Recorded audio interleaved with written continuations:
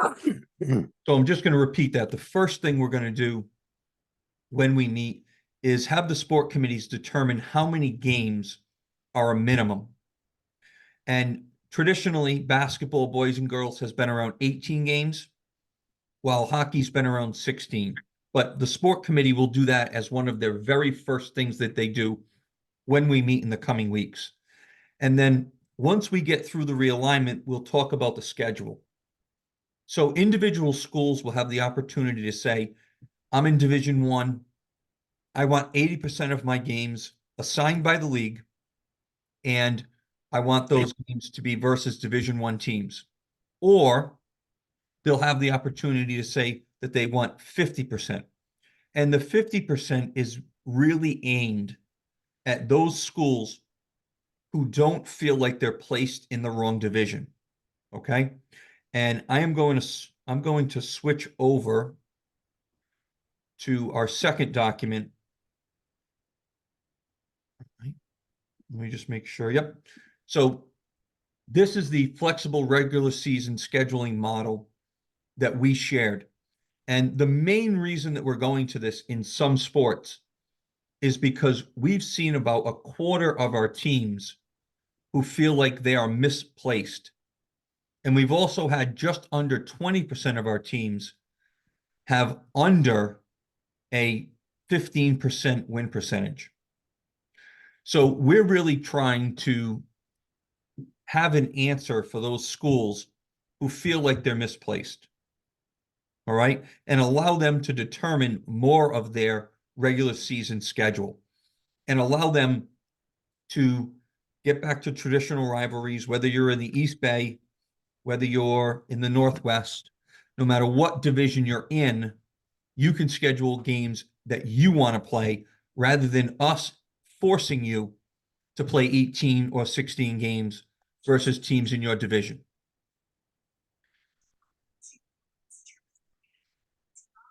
So what we're going to be doing with schools is working with them and working to make sure that whether you choose 50% or whether you choose 80%, you're going to be able to fill the rest of those games with either teams in your division, teams out of your division, or out of state teams that we can now count in our standings because we're no longer going to be using just straight win-loss percentage.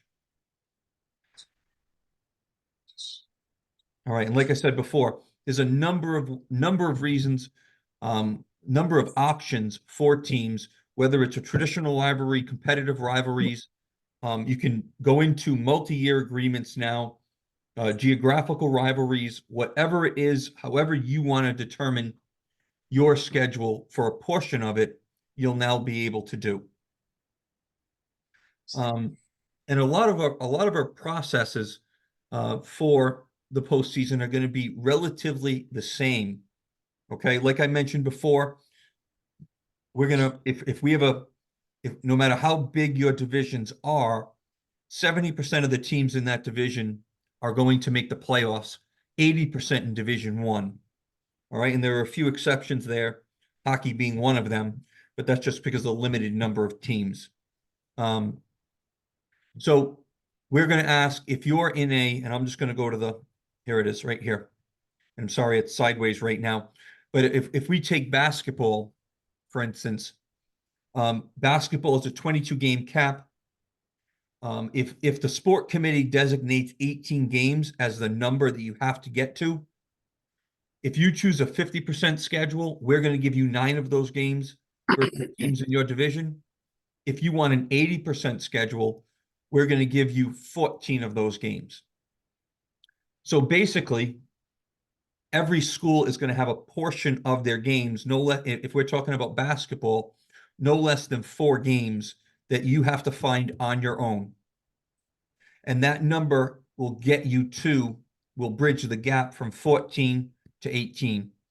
Whether you decide to do a home and away with somebody you're already playing, whether you decide to play a team that's geographically close to you that might be in a different division, or whether you decide to go out of state for better competition that fits your school, You can do anything that you want with those last 4 games in order to bridge the gap from 14 to 18, or 9 games to bridge the gap from 9 to 18. Beyond that, you could have 19, 20, 21, or 22 league games. Playing those league games is not necessarily going to give you an advantage in the RPI, but winning games and playing competitive teams is what's going to really drive the RPI. And in ice hockey, again, right here, I think I have 18 games. Again, that's just as an example. Our game cap is 24. If the sport committee decides everybody needs to get to 18 games, then it will be the same as basketball. If the sport committee decides 17 or 16 or a different number, everything will work off of that sport committee's decision. And this is what our declaration will look like at the end of the season. I'm sorry, at the end of the process, when we move to schedules, everybody will have the choice between 80%, and there's three different 50% there, but you guys can read up on that a little bit. For those out-of-state opponents, we're going to just have a quick sanctioning form that needs to be filled out. And then there's a whole RPI frequently asked questions at the bottom of this document. That's the last 4 pages. But again, main thing here is we want to provide schools with the flexibility to build their schedules in certain sports and build a portion of their schedule in certain sports the way that they see fit, instead of having us force you to play the exact same teams as everyone else. And as an offshoot of that, in order to put everybody into the playoffs, the playoff qualification, we're going to use the RPI because we want to give teams that flexibility. I'm sure there's a few things I missed. Let me where is it? Here we go. I'm just going to allow everybody to unmute. So do we have any questions out there? I got a question. Cody, coach of North Kingstown Ice Hockey. I think you can hear me even though you walked away. Could you go over the document and or just advise who makes the choice between 80 and 50%? Is that league? Is that the sport committee? Is that up to the team? So that is on an individual basis. So ultimately it's the principal and the athletic director, but ultimately I'm sure that they're going to defer to the coach. So it's going to really be a conversation in each sport between the coach, the athletic director, and the principal. So if I'll just go back to that form for a second. Hold on one sec.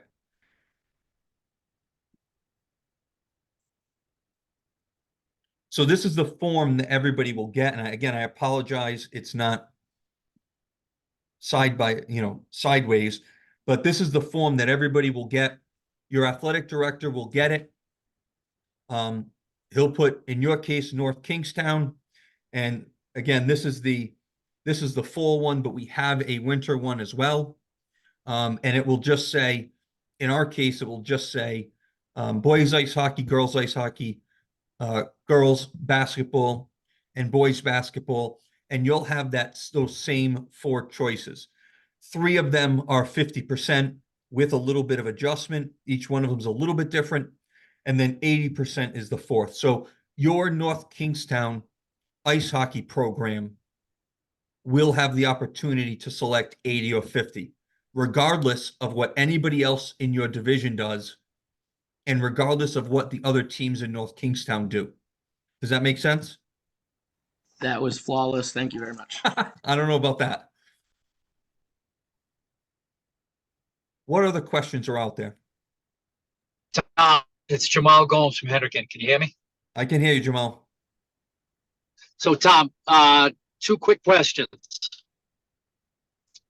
When So let's say we choose to take on an out-of-state team as a league game. When does that have to be declared? By the start of the season, by the first game of the season? Like at what point do you have to make that decision that that's the team that you want to be scheduled as a league game?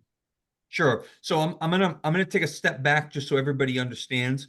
So if we're talking about basketball here, and ice hockey is very similar in the number of games, so it's going to be analogous. But if you have 18 league games, but if you have to declare 18 league games, you can have up to 4 additional non-league or league games.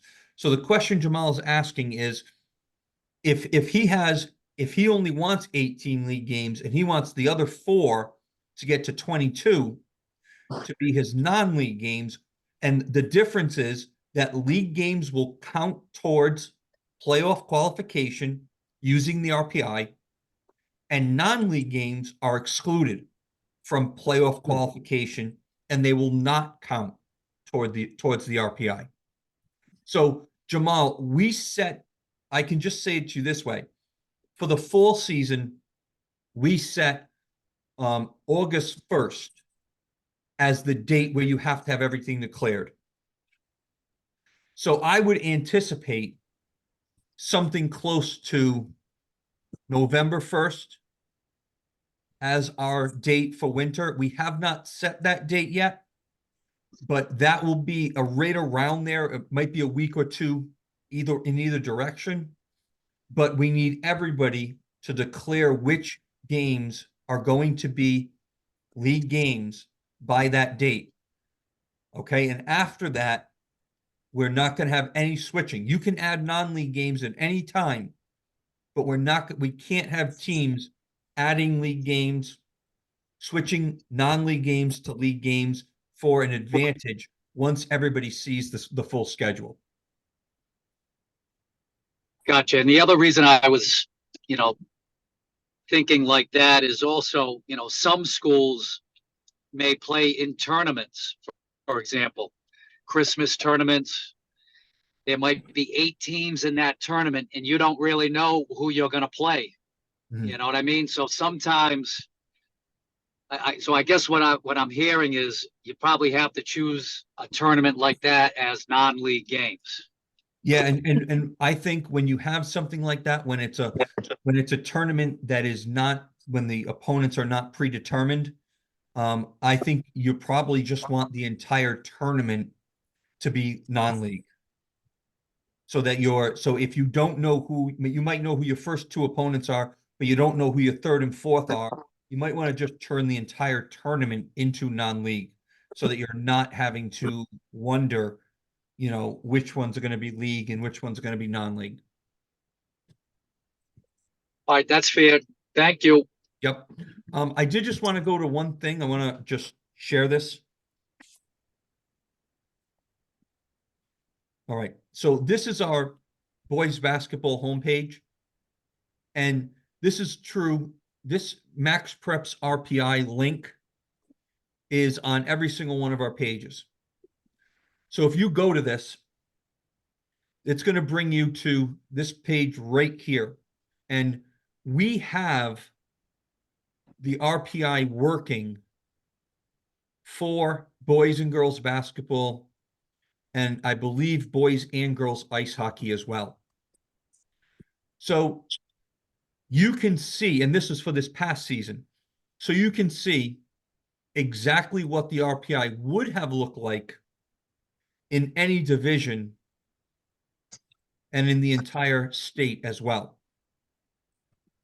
So we can look at boys basketball Division II, and we can see that the way the RPI worked out, Lincoln was the top team, followed by Tolman, Johnston, Shea, barely over St. Ray's. Burrville a little bit farther behind. Burrville, Rogers right there. So this is how our RPI would have worked if it was on last year, meaning the 23-24 school year. the one that just ended. And you can go to girls basketball as well. And you can get the same thing. The only thing I'm going to say is we have not been as diligent in looking at these schedules to make sure that everything is perfect. So there might be a game here or there that are counted that shouldn't be. Okay. So just if things look out of whack for anybody, for any particular school, that might be the reason. But we will be in the office paying much more attention to this next year. But this will just give you a little bit of an idea of exactly, why can't I get it? This will give you a little bit of an idea of exactly what it would look like based off of a season that just ended. So again, Moses Brown would have been in Division II. Girls would have been the 1 seed. Shea Tolman Co-op would have been the 2 seed, followed by Charahoe, Mount St. Charles, West Warwick, Smithfield, so on and so forth. And you can select that either by the entire state, which is all divisions, or you can switch off and select a single division and see what it would have been. So that data is there for you to view. Tom, did that take into context? I'm sorry. Go Tom, ahead. it's Jamal. Thank you. Tom, did that take into context potential out-of-state games? No, it would not Or have. any of those schools? Those It would did have not. been, those would have been declared non-league at the beginning of the year, and therefore they would not have. And that's what I mean by it's not perfect, but it just gives you a snapshot. Now, my other question is, can you, because I've been getting a lot of questions from basketball coaches throughout the state. Can you like just better explain the RPI breakdown based on division, based on record, based on like opponents you might play out of state? Can you explain that in a little more detail? I can. So Okay. the basics, so what we've done is we've taken a normal RPI, okay? With an RPI takes every game and does it as a percentage. Okay, so the first thing I want you to understand is that adding games doesn't automatically give you an advantage because it all comes down to dividing by the number of games. So it's really your average. So it's the average number of points you accumulate per game played. Okay, so if you think about it as win percentage, right? Playing additional, if you looked at win percentage for everything, the number of games you play really doesn't matter. It matters how many games you win in a win percentage. And RPI is similar in that it's a percentage. It's based off of the number of games. So in our realignment formula, we have win weights that are 60%, 60. So we've based this off of those win weights. So if I go back to this RPI, okay, and you'll notice, and I'll just use girls basketball because it's up.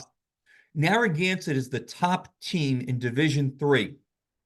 Okay, their overall record was 18-1, which by the way is impossible because they only played 18 games. So there's a little bit of a discrepancy there. But let's ignore that for a moment.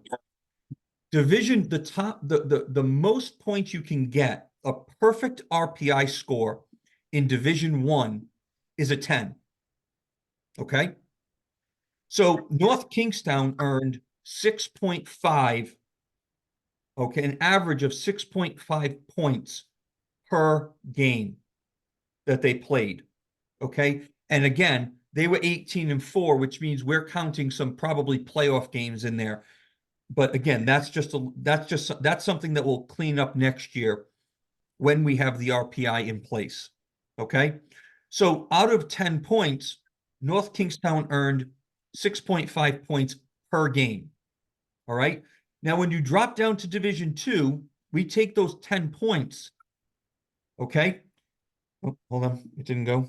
In Division II, we multiply those 10 points by 60%. So In Division Two, if you're playing a Division Two team, the highest you can get is 6 points. So you'll see here, Moses Brown earned 4.5 points out of a possible 6. All right. And then Division Three, which we already saw, Narragansett earned 2.9 points, the most they can earn, because again, they played all Division Three schools. So there was no differentiation here. So because they played all Division Three schools, the highest they could get is a 3.6. So 66 points times 60% is 3.6. And then you do the same thing for Division Four. So what's going to happen next year is that, let's just take Narragansett, all right? Let's say Narragansett stays in Division Three, for argument's sake. If Narragansett plays a game against a Division Two team, they could earn up to 6 points if they win and if the other team has a good win percentage themselves. So that's where the RPI is going to come into play. In individual games, if you choose to play competition that's up a division, you're going to possibly get more points playing that team than you would playing teams in your own division. Tom, this is Sarah McShane from Moses Brown. What would be the incentive for a division team that was higher to agree to play a division that would be lower, especially in the event that, a team would lose to the lower rated team? Like, what's the incentive? So I'll since we're on girls basketball, Sarah, I'll talk in girls basketball terms, okay? So you have Rogers, East Providence, St. Ray's, Classical, Situate. Juanita Sanchez is way out of whack. They're only at 2-8. But those, let's take Situate, Classical, St. Ray's, East Providence, and Rogers last year, all struggled in Division One. The incentive for those teams to go out and play a higher rated Division Two team is the fact that they're going to be more competitive. So there are teams out there that know that they're going to be, listen, there's got to be a bottom to every division. And they know they might be a little bit outmatched by a North Kingstown, a Bayview, a Barrington, a LaSalle, a Pontiac, a Portsmouth. So instead of playing those teams a second time, they can say, I want a chance to play a more competitive team. So maybe East Providence wants to come down and play Moses Brown. I'm just going off last year, the alignment for last year. The incentive for them is it's a more competitive game. The incentive for you as a good Division Two team would be the same, in that you don't want to, if we go, and I hate pointing out schools, but there's really no other way to do this. So I just switched over to Moses Brown. Moses Brown might not want to play Woonsocket a second time because you're better. You might choose to play in East Providence, a low to mid Division One team, because it's going to be better competition for you. Yeah, that totally makes sense. I was asking about the other way around, why Division One. And I think it's because it's a chance for them to play more competitive games. That's why. Because there are some teams that know that they're a little bit outmatched and they want a chance to have more competitive games. So loosening this up and allowing teams to play outside of your division is a way to allow those teams that are at the bottom to schedule the top of the lower division in order to get those games. It might also be, that East Providence and LaSalle want to play each other in everything. Or Pontiac and Burrillville want to play each other in everything. Or Moses Brown and, I don't know who you would choose, but Moses Brown and Barrington want to play each other in everything. So it's allowing those schools to make their own priorities for a percentage of their own schedule. Tom. Got it. Thank you, Tom. Yep. And I'll get Jamal, I'll get back to one other thing on the RPI, but I know there's another question out there. Yeah, Tom, Amanda Bean, North Smithfield. One question I'm getting, I have a couple coaches that are kind of fixated on this whole point system. Yep. So, kind of on the same vein of what was just asked, obviously the point system, Division I playing a Division II would be less points. Correct. So is there any, like, how does the point, is like a loss in a lower division about the same for a Division II team when they win, or like Yep. they're getting very technical with all of that. So I just want to make sure that they understand that playing down isn't a bad thing necessarily, No, but and they I would want to say- know that if they can play at a D3 school, that it's not going to hurt their chance at playoffs. So here's what I'm going to say, Amanda. I just pulled this up a little bit bigger. Can you see this? Yes. So this right in the middle here, I can't highlight it for some reason, but right in the middle here is the actual formula. Okay. So your own win percentage. So let's say you have 4 games, Amanda. Okay. And you're in Division II. Let's say 2 of those games are versus Division II teams. If you beat them, you get 6 points per. Now, let's say you play the other 2 games against Division III teams and you win both. You would get 3.6 points for your own wins. Okay? Mm-hmm. The other 40% of that is how good the other teams are. So, for instance, in those 4 games, you earned 6 plus 6 is 12, plus 7.2 is 19.2 points. Okay? So if I just go by those, all right, you're 19, it's basically you're basically at 5 points. It's a little bit under, it's 4 point something, but you're basically at 5 points for your win percentage RPI. So those teams that you play would get those 5 points because North Smithfield is their opponent. Okay. So the teams that you play, if you play a team up, even though they don't have a great win percentage, their opponent's win percentage is going to be very high. Because again, it's staggered from division to division. So playing up, okay, is going to automatically give you a little bit of a bump because your opponent's win percentage is going to be higher. All right. And then if you play down, is it going to hurt you? Yes, it is. But like I just showed you, if you just take let's just take a 2-game snapshot as a Division II team, you beat a Division II team, you get 6 points. You beat a Division III team, you get 3.6 points. So the difference in those two is basically 6.0 to 4.8. So is it going to bring you down? It is going to bring you down a little bit, but it's not going to be, because it's an average, you're still going to be playing the majority of your games either 9 or 14 versus teams in your division. So the majority of your games are still going to be at that 6.0 level if you're in Division II. So if you schedule 1 or 2 games out of 20 or 22 in basketball, it's the chances of that being the difference is negligible.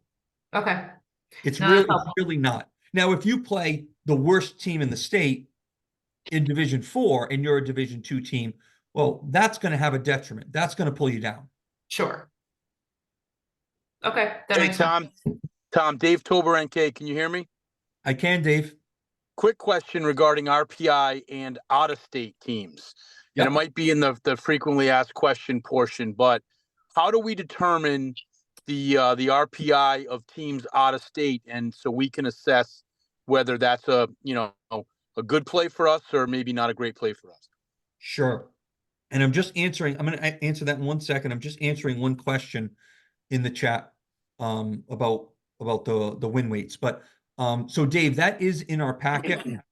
And it's, so this is it right here. Can you see this? Yep. So what we're going to do is, there's going to be a 2-tiered system for this. Okay. So let's say NK decides to play a Connecticut team. You, the athletic director, or your coach, Bob, are going to fill this out. And we are initially going to drop that team in to divisions, as you see right there. So if the total number of students in the school is 1,500 or more, we're going to drop them into, and we're going to say that that is a Division I school in our ranking. If it's between 1,000 and 1,500, we're going to say that's and this is combined. This is not single gender. This is combined, boys and girls. We're going to drop them in initially there. But then you'll see this next question down here, suggested fit into RIIL division if different from above. So we're going to give you a chance if you say, listen, this is a private, I'm going to play in basketball. I don't even know. We're going to play Catholic Memorial out of Boston. And they're a small school, but they're much better than their record. I'm sorry, than their enrollment. You can basically explain to us why that school should be categorized or dropped into a division higher. So initially we're gonna say, based off of the enrollment, we're gonna say this is the division they automatically drop into. And if you as a school want to explain to us why that school should be ranked higher in a higher division, we are going to move through those. And let's just use that Catholic Memorial example. If girls basketball Catholic Memorial is determined to be a Division I team, then any team that plays Catholic Memorial in girls basketball will be given the Division I rating. So we're only going to rank out-of-state teams once in a sport. So we could say that Bishop Feehan is a Division I team. We could say that Durfee girls basketball is a Division II team. Anybody that plays Durfee in girls basketball is going to get D2 weight in the RPI. Does that Makes sense, Tom. Thank you. Yep. I got a question for you. This is Jeff Grifka from Mount Hope. How you doing? Good, Jeff. How are you? Good. Can you hear me all right? Perfect. Okay. Couple questions. Going into this year, as far as scheduling, and obviously with everything, with the bridge and all that stuff, kind of taking that into consideration, has there been discussion about, having a challenging time to schedule some games where teams may not be willing to come to the East Bay or vice versa? And the other question is can you play the same, like, let's say, for instance, teams in the East Bay multiple times, and is it the same points? Is it, do you get penalized? I couldn't remember seeing that in the paperwork. And then the third question I had was, as far as scheduling, are they going to look at the schedule from last year when they take into consideration of away games and home games? There was, I would say for us in particular, we had a few games that we traveled significant distance that we actually had rematches again, going to certain schools. And with the challenging of the bridge, it was definitely kind of a bottleneck at times. So I guess that's the three questions I have. So I sometimes I have the memory of a goldfish, so I remember one of the questions. I actually remember two of them. The first one is that if you can play a team more than once. So right now it's in I couldn't find it right away, but it's in there somewhere. The limit is 2 times without approval. So if Mount Hope is playing Portsmouth in girls basketball once on the schedule, let's say you're in the same division and you get paired up with them once, you can do the home and away with them. If you wanted to go above 2 times, you would need approval from the executive director or the sport committee. We haven't determined that yet, but it says with, the limit is 2 twice without approval. So you can play everybody in the East Bay twice. The next question I remember, I don't remember the first one, but the third question was about scheduling. So my number one priority when making the schedule is making sure that nobody has too tough of a schedule based on the rankings. So if I'm going to give you 14 games, I'm going to make sure that no school plays all of the top 10 schools. And then, like if you want a 50% schedule, you're not going to get teams ranked 1 through 9 as your games. It's going to be more spread out so that we're not overloading your schedule with tough games. So that's my number one consideration.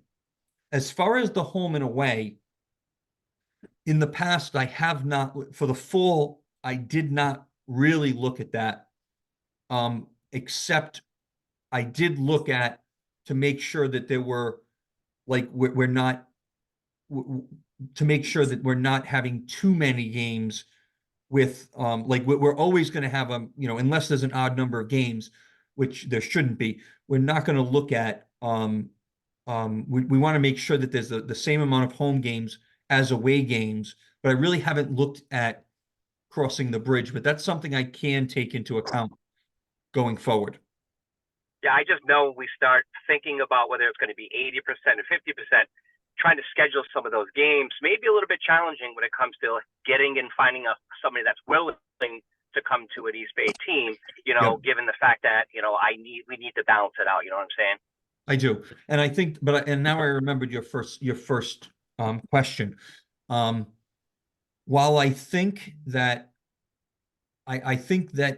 everybody has to get to that 18 number, but you can also, and this is an important point, you can also have more than that. I'm looking at Carl Africo, and if Central Falls is sitting at 17 games in girls basketball, but Shea and Tolman already have their 18th game, Shea and Tolman can schedule a 19th game as a league game to get Central Falls to that 18 number.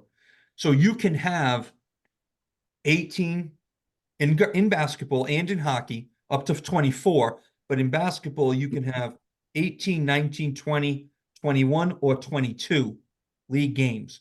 You could have a full schedule of 22 games and say, I want all of them to count because I don't want to be the one to determine which game is a non-league game. So I'm just going to have them all count. Can I say something? Yes, go ahead, Carl.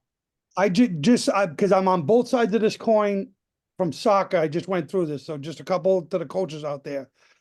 For boys soccer, we're D1 at the bottom of D1. We ended up, the one thing that I can tell you all is start looking once it comes through where you are, start getting games out of the way, because what we did was at the D1 level, everybody and their sister called me because I'm at the bottom of D1. What I ended up doing was playing 19 D1 games. I took 80%. I went and found the teams that weren't on my schedule, and I talked to Portsmouth and whoever, got them scheduled. And then I went to the bottom of D1 to teams that were like me, Classical, Central, and I played them twice. In girls, so I ended up with 19 D1 games because I felt personally for our program, losing to LaSalle the last game of the season was going to get me more points than beating somebody at the bottom of D2. Now, on the girls' side, it was opposite. I took the 50%, understanding that I'm building a program that hasn't been very good. So what we did was the two teams at the top, weren't scheduled for us, and I didn't schedule them. But everybody at the bottom, I did a home and home in D3, and then in D4, and then I got two D3 teams at the bottom of D3 to play me. And that's the way I worked it out. The one thing I can tell you though as coaches is the more work you do talking to other coaches and setting those games up, if you wait to the end, you've got coaches right now in football and in soccer struggling to fill out their schedules right now, which the league has a plan in place to fix. But it's something that you should be thinking about. And like I said, I was on both sides of that coin, so I just give you both perspectives as an 80% team and as a 50% team. But yes, sometimes losing to a better team in a higher division will earn you more points than beating a team that's too far below you. And I was just answering Dean about that very question. Yeah, it looks like he just answered it. I think I'm good. Yeah, I mean, if that makes sense.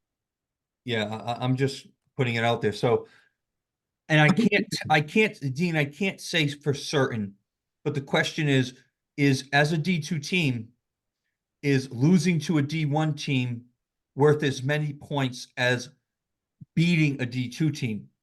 So a team in your own division. And there's too many variables to be able to concretely answer that. But if you look at the numbers, if you play a bottom division 1 team, so I'm a D2 team, I'm playing a bottom or a middle or like a bottom third D1 team, you're going to get relatively the same amount of points as beating a good D2 team in your own division. And that happens because the strength of schedule of that opponent is going to be a lot better than a Division 2 team. Okay, that makes sense. It just reinforces though kind of the fact that if we're at Prout School, we're in D3, we'll be hard pressed, I think, to find some games with some of the higher division teams, unless we get the schedule early. But yeah, that makes sense. Tom? Yep. Hi, this is Gary from Pontiac. From Pontiac. Thanks, Gary. Yeah. Is there any concern about teams struggling to fill a schedule out? As the former coach just stated, I guess some teams are struggling. Some teams right now may not even know who the coach is going to be next year.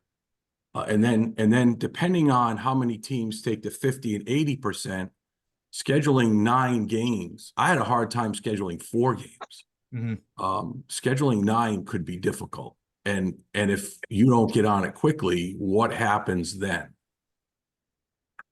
So there's a few things there I want to address. The first thing is, I think it may have been Dean earlier. I think the number one thing I'm taking away from this is that we can't wait until the June PCOA meeting. Correct. To get this approved. That's the number one thing I'm taking away from this. If we get them done quickly, they need to be approved quickly so we can move on to scheduling, especially with the summer. Because who's going to be around during the summer? So that's the number one thing. Secondly, Gary, I'll just make one distinction between this year and next year. If you talk about those 9 games, when you have been trying to get games in the past, they have been non-league and they've been above the 18 cap. So one of the things that we have working for us right now is the fact that everybody needs to get to 18. So if you take 9, there's going to be other teams that are automatically looking for games, because even the teams that choose 80 still need 4 games. So everybody's going to be looking. And I want to also, I think I can just switch this. Let me make sure. Yep. So on this page, on our home page, everywhere, we put in this games wanted. And all of our, and now we would have to move on, but all of our athletic directors have access to this. So if you're looking for games, you can post them here. And you can, and this is viewable this is the public page right here. It's not the back end, but this is the public page. So if you're looking for a game, they can all go here. Okay. Now, I know some people are having a little bit of trouble in some sports, but overall, I think football, soccer, and volleyball for the fall have gone very well. Tennis is having a bit of an issue, and one of the main reasons for that is because Connecticut and Massachusetts don't run girls tennis in the fall. So one of the things, and I just want to also say this, I'm going to switch over here and I'm going to go to Massachusetts, which is MIAA.org. And let's hope I don't bring up. Okay, let's just search for it then. Here we go. .net. The MIAA right here has this open dates on the left-hand side. So you can see right here that in girls basketball, Newton South, and I don't know where Newton is. I think Newton is south of Boston, is looking for a girls basketball game with many dates available. And Connecticut has this as well. So there are some games there that we can, if we get this schedule done quickly, we can jump on it. Yeah. And then I want to address your last question. So I'm going to bring up one of the schedules, and I'm going to bring up our soccer schedule. And I want to, and you mentioned, changing coaches. And the main thing I want to look at here, if I look at girls soccer, is this. Come on. Okay. If I look at girls soccer, you'll notice that there are only in Division I, there are only 13 dates there. Okay. And girls soccer basically begins with games on September 1 and they end roughly 7 weeks later. Okay. So I can't remember if it's 6 or 7 weeks, but I think it's 6 weeks now that I'm saying it. So no, it's 7. In 7 weeks, you have 13 games. And it's what we want to do is we want these games, these league games, to be the same every single year. So you'll notice that in week 1 here, week 1 of the regular season, Division I has 1 game and it's at the end of the week. In the second week of the season, Division I has 1 game and it's at the end of the week. In the third week of the season, again, 1 game at the end of the week. We want to hold that for as long as we can. So we're talking about not only the 2024 fall season, but the 2025 fall season, the 2026 fall season, the 2027 fall season, so that years in advance that at the beginning of the first 3 weeks, you're going to have a mandated game scheduled at the end of every week. And you're going to have Monday, Tuesday, and Wednesday to go out and get non-leagues, to get other games versus teams in your division, to play geographic rivalries, or to play traditional rivalries. Whatever you want. We want to hold the schedule. It's not going to be the same teams every year because every 2 years we're going to switch out teams from divisions. But what we really want to do is hold these calendars so that the same open dates exist year after year after year. So you can be planned years out so that if you do switch coaches, basically it's a heavy lift at the beginning, but once you get those competitive games, once you fill your schedule to 18 or 22 or anywhere in between, those competitive games can stay. And we're not going back to the drawing board every 2 years. Does that make sense? Thank you. Yes. So, and to answer your question, Gary, somebody who doesn't have a coach right now is definitely going to be at a disadvantage, without a doubt. You don't know. I'm just waiting for this guy to finish the meeting. What other questions do we have?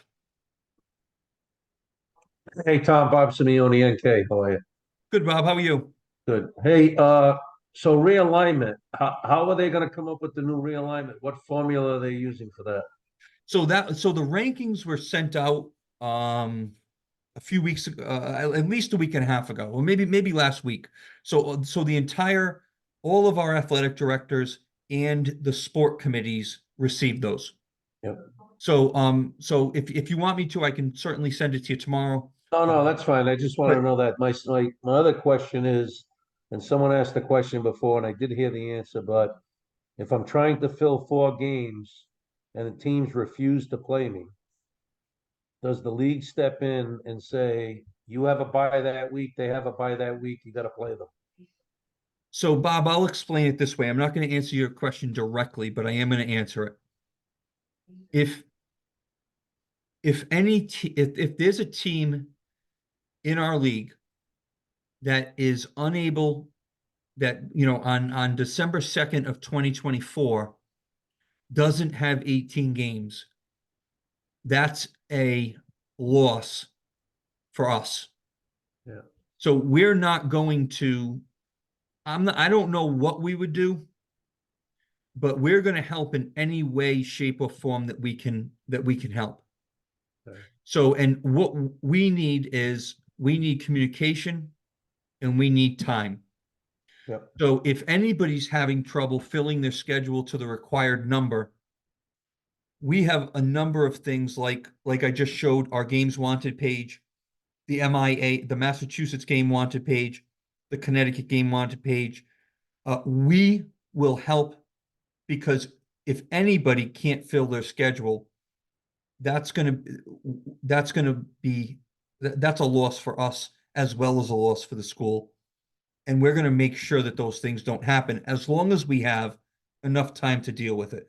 If you come to me on December 2nd and say, hey, NK, I only have 16 games, I don't know what I'm going to be able to do at that point.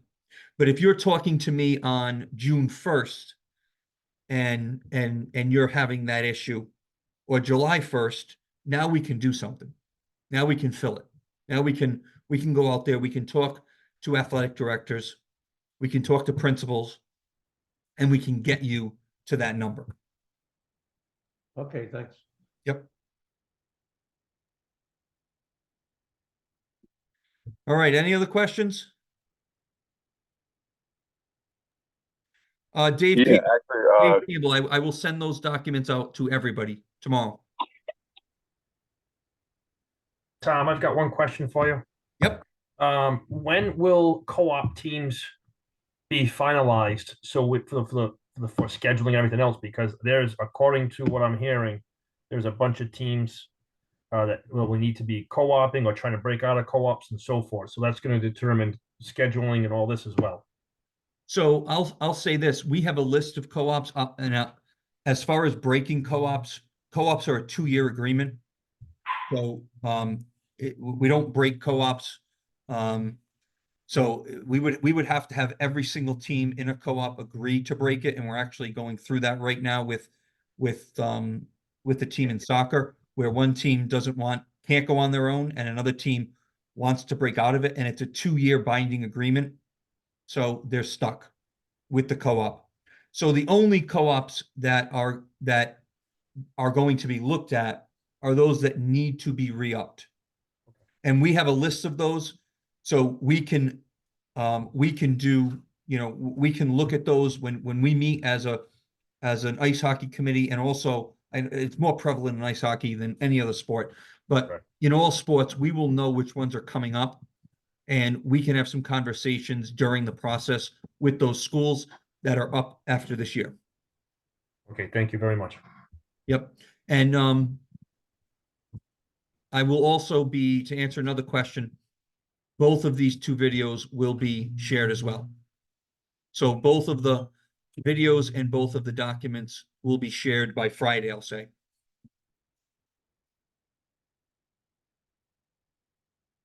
Anything else? hey, Tom, this is Jamie from Coventry. When you talk about the realignment, like in girls basketball, I think you said there was like 48 teams. Will that be 3 divisions of 16, or will it be more 4 divisions of 12? That's going to be a decision that the sport committee will make. So, but you're thinking about it in the right way. So if you have 48 teams and you have 3 divisions, you would, and the sport committee decides that it's going to be 3 divisions, not me. The sport committee decides it's going to be 3 divisions. then we're going to have roughly 16 teams in each division. If the sport committee decides to stick with 4 divisions, which it currently has in girls basketball, then that would just be 48 divided by 4 for 12 teams. You know, as a rough number. They can move up or down 1 from that, but everybody's going to be, all divisions will be close to 12 teams if there are 4 divisions and 48 teams. Okay. And that decision is going to be made within the next 2 months? Oh, within the next month. Okay. I would expect we have our first meeting of all sports, of all 6 winter sports, by, I think it's the 29th. The Monday is swimming. I had to move swimming. So Monday, the 29th of April is our last first meeting. So a lot of these are not going to take more than 1 meeting. So we should have, I would say, right around May 1st, we should have an alignment out to the survey of schools. And right around the end of the first week of May, maybe even May 10th, we should have all of the entire survey done and have a finalized realignment for review. Okay. And that's when you said if teams, because in that situation, that could be a pretty drastic change in the alignment in girls basketball. If there's like 4 divisions of 12 as opposed to the way it is now. How long do you have if you wanted to petition to go up, which in some cases would be remaining in your own division that you're in now? Yeah, so that would be roughly a week.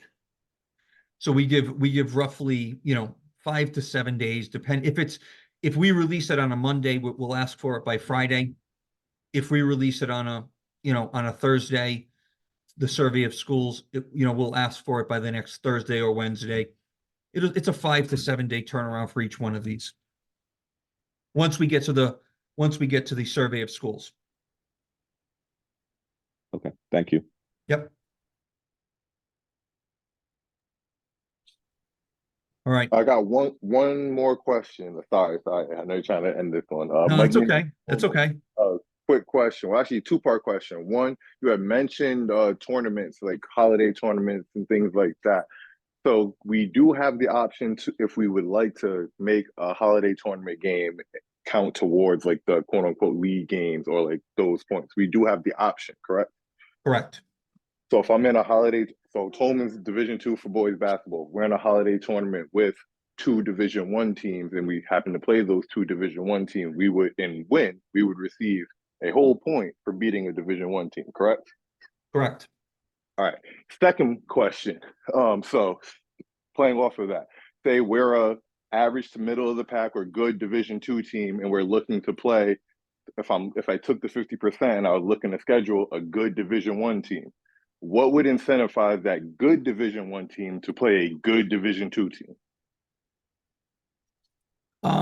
Well, first of all, when you're talking about an 18 to 22 game schedule, it's really to schedule 1, 2, or 3 out of 22 games, a division down.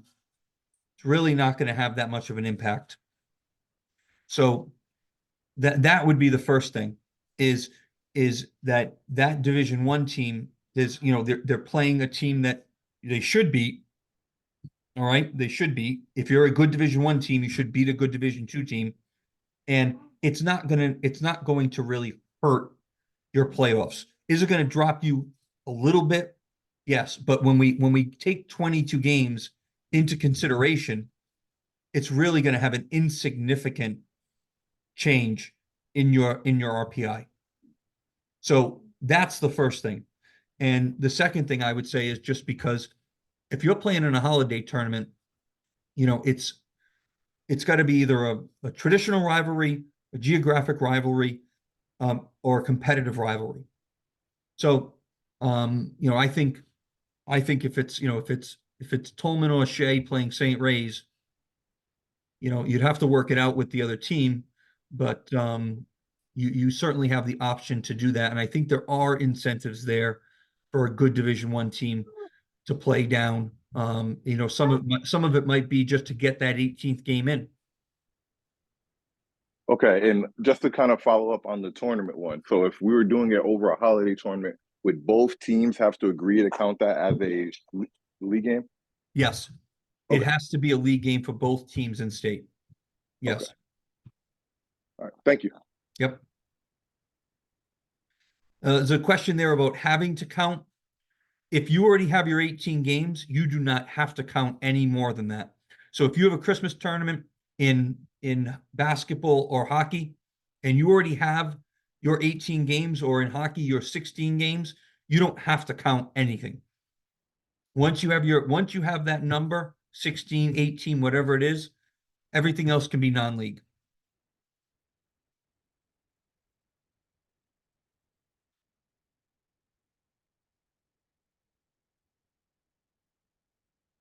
Anything else?